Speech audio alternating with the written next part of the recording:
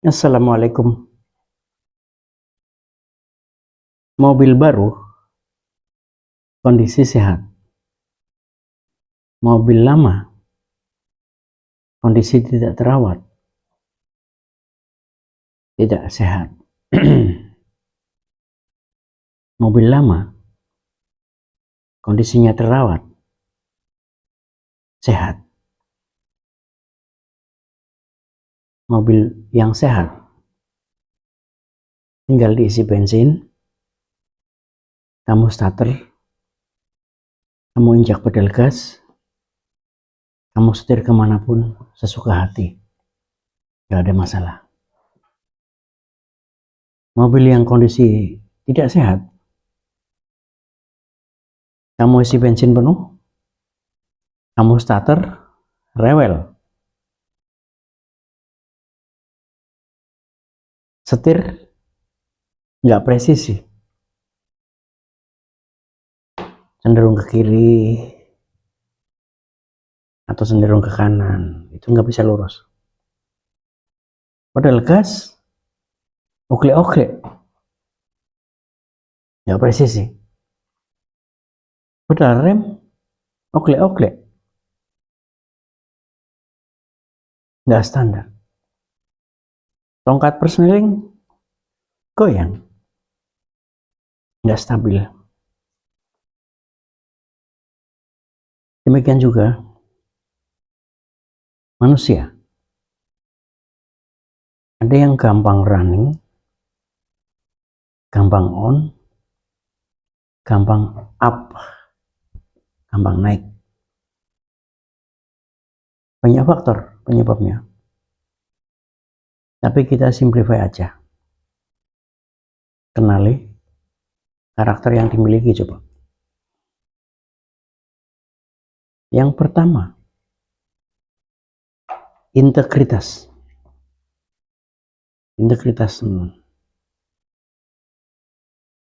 Kata dan perbuatan sama. Jadi orang yang berintegritas tinggi itu cirinya kata dan perbuatannya itu sama. Apabila dia sudah berkata, maka dia akan berbuat sesuai dengan perkataannya. Atau dia belum bekerja, dia diam dulu. Dia diam tapi dia bekerja. Bekerja sampai berhasil. Nanti baru kalau berhasil udah dia baru ngomong. Di intinya integritas itu adalah sama antara yang diomongin dengan yang dilakukan. Kejujuran. Orang bilang itu banyak A, B gitu. Jadi orang jujur itu sesuai aturan atau tidak. Ya, jujur. Jadi jujur itu apa yang ada di hatinya dia sampaikan. Apa kondisi yang ada itu dia sampaikan apa adanya. Itu jujur. Apakah nggak ada penyesuaian, Pak? Nggak ada judgement? Ada. Tetap ada. Kadang situasi harus mengharuskan dia sedikit tidak jujur, tapi itu bukan tidak jujur dengan kondisinya. Misalnya ketika Anda lagi senang, kemudian teman-teman Anda di kantor lagi pada sedih, otomatis Anda menyembunyikan rasa senang Anda. Anda menyesuaikan untuk ikut bersedih. Gitu. Itu namanya empati lain lagi. Nah, tanggung jawab yang ketiga. Jadi orang yang kayak mobil baru ini, yang gampang jalan itu, tanggung jawab. Tanggung jawab itu gampang. tanggung konsekuensi, Pak. Ya, setiap ada masalah dengan eksternal, misalnya ada saudara kita yang bermasalah dengan bank, jadi kalau bank itu datang, yang penting kewajibannya berapa? Selesaikan aja semua. Kita keluarga yang paling kaya siapa? Selesaikan ke bank. Nah, untuk internal sendiri, kenapa sih sampai bermasalah dengan bank? Itu dilakukan rembuk keluarga sendiri. Itu tanggung jawab. Jadi tanggung jawab itu bisa juga, Pak, apa yang dilakukan oleh anak buah saya, ya ini tanggung jawab saya, Pak. Kesalahan yang dibuat oleh dia itu yang menanggung saya. Itu namanya tanggung jawab. Disiplin. Ada kewajiban, dijalankan. Bukan kewajiban, tinggalkan. Larangan lah, apalagi ditinggalkan. Dia paham dan yakin terhadap tugas-tugasnya. Berapa tadi? 4. Yang kelima, orang yang gampang diajak kerjasama ini adalah dapat diandalkan. Dapat diandalkan. Oh, kalau urusan itu Pak si aja. Dia masternya. Dia ahlinya. Jadi orang yang bisa diandalkan itu punya reputasi, punya karakter tersendiri. Jadi bisa diandalkan. Yang keenam, orientasi hasil.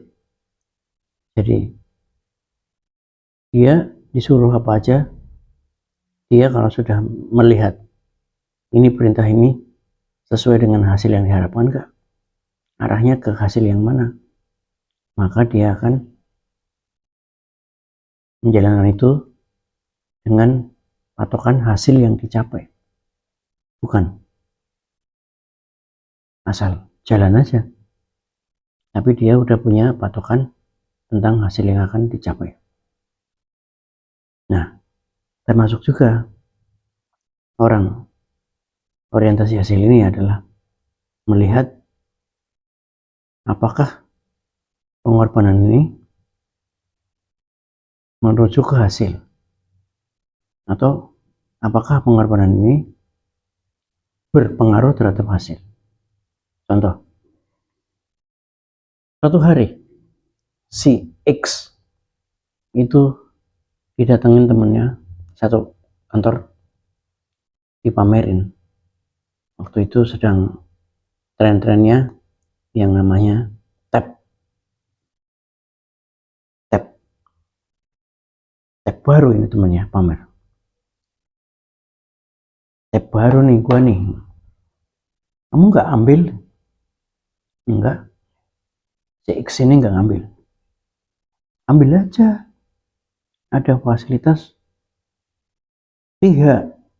Jadi KIHA itu kalau di syariah itu namanya Qardul Hasan. Qardul Hasan itu adalah pinjaman tanpa bunga dari kantor. Lalu si X bilang, oh itu, apa dasarnya kamu dikasih fasilitas tab itu, pinjaman tanpa bunga, tanpa margin? Ya KIHA aja dari kantor. Nggak bisa, Pak.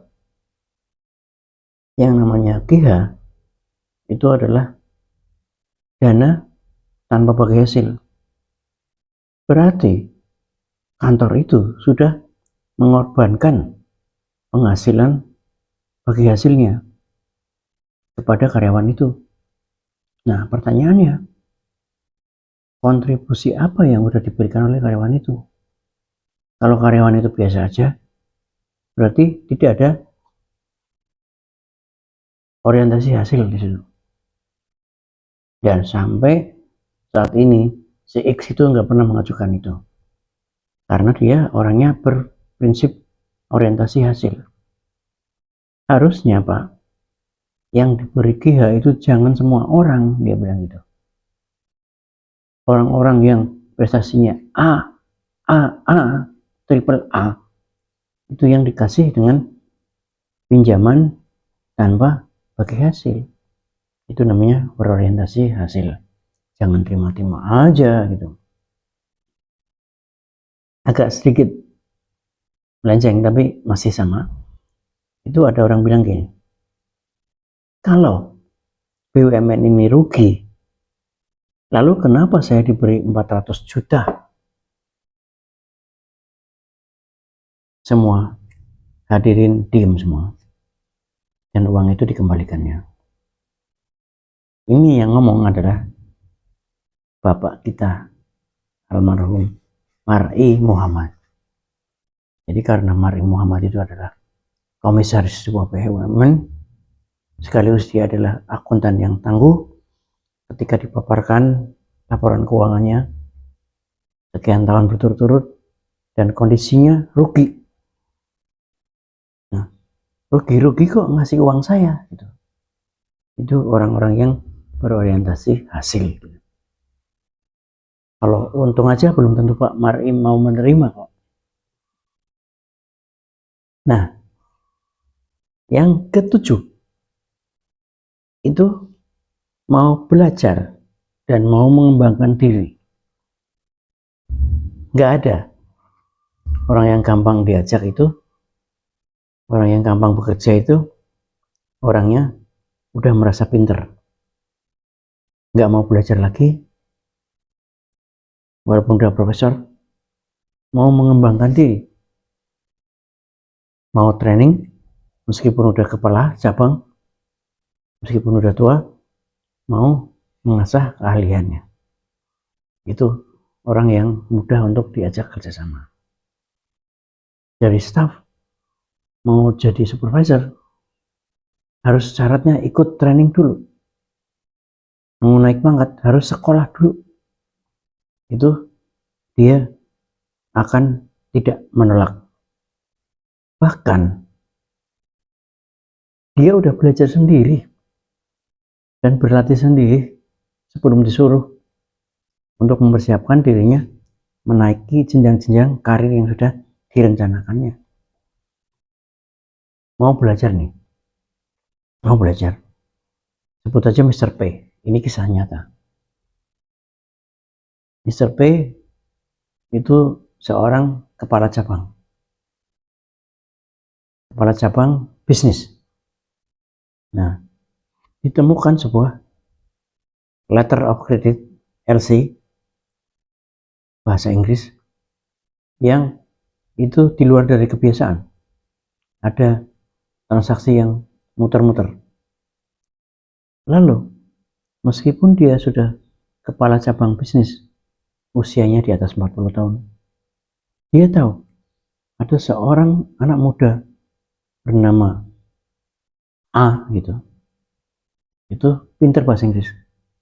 Maka bukan dia undang, tapi Mr. P ini, Mr. X ini datang ke Mas A membawa letter of credit dan dia tanya, Mas, ini terjemahannya apa ya? Baru setelah diterjemahkan, dia yang sudah tahu transaksinya, dia paham intinya gitu. Nah, ini mau belajar meskipun sudah pangkatnya tinggi, meskipun usianya udah tua. Bukan yang pinter diundang ke tempat dia, tapi dia yang datang ke orang yang lebih pintar dari dia, meskipun itu staff. Ada lagi Mr. Y datang ke katakanlah Mr. X. Mr. Y itu adalah orang nomor 1 di perusahaan itu, direktur utama. Datang dia ke ruangannya Mr. X. Mas, kalau desain itu tulisannya dia mau bikin presentasi. mau bikin presentasi, mau bikin slide. Mas, kalau desain itu DESIGN atau DISEGN? Ya, yang pertama Pak, DESIGN. Oh, ini berarti sekretaris saya salah ketik ini, gitu. Itu orang nomor satu dan tanya kepada seorang staf yang masih muda. Itu namanya mau belajar, tidak malu dia. Nah, demikianlah kira-kira orang yang ibarat mobil, gampang dijalankan, gampang di starter, gampang dipenjak gasnya, gampang remnya, dan sudah easy untuk diajak bekerja sama. Terima kasih. Assalamualaikum warahmatullahi wabarakatuh.